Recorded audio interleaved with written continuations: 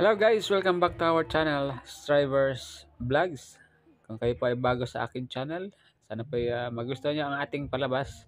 And please consider subscribing to our channel. Today's video, ayan, napakaluwag na ng elastic strap ng sufang ito dito sa ilalim. So, lubog na yung kanyang upuan. Tapos yung kanyang foam pa is medyo sag na, kaya kailangan palitan na.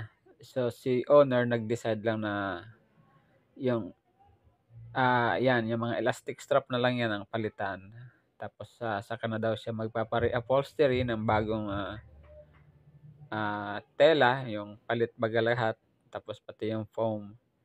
So maayos pa itong leather, ayan, pure leather yan. Imported siya pa from western country pa yata. So si owner, ayan, nag-decide lang na minor repair lang ang gagawin. So, stay tuned guys. Sana po may matutunan kayo dito sa ating video for today. Bit na natin ang new elastic strap.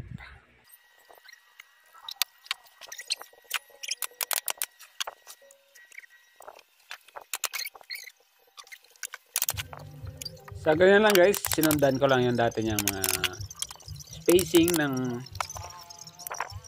elastic strap niya. Tapos nagdagdag na lang tayo ng additional para mas firm yung kanyang upuan. So stay tuned guys. Sana yung magustuhan niyo po ang ating palabas for today's video, and please don't forget to like, subscribe to our channel.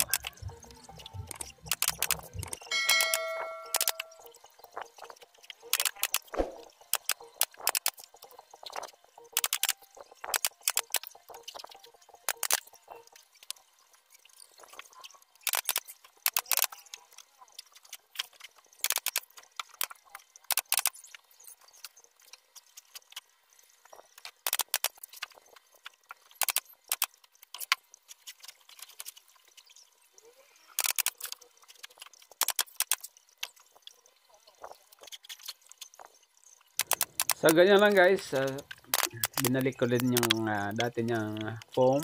Ayan, dito naman sa isa, ayan, nagpalit tayo kasi yan talaga yung damage na ang kanyang foam, yung pinakailalim niya na foam. Tapos ayan, binalik din natin kung paano natin binaklas yung dati niyang cover.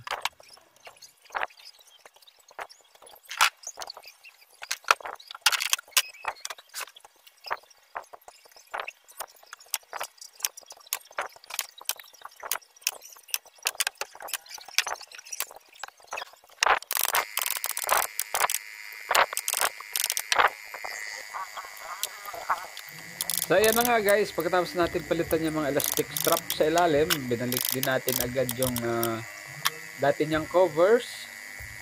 Nagpalit tayo ng lining sa ilalim at kinabit natin yung mga paa. Ayan, binalik din agad natin sa may-ari kasi wala silang upuan sa kanilang family room. So ayan guys, thank you so much for watching.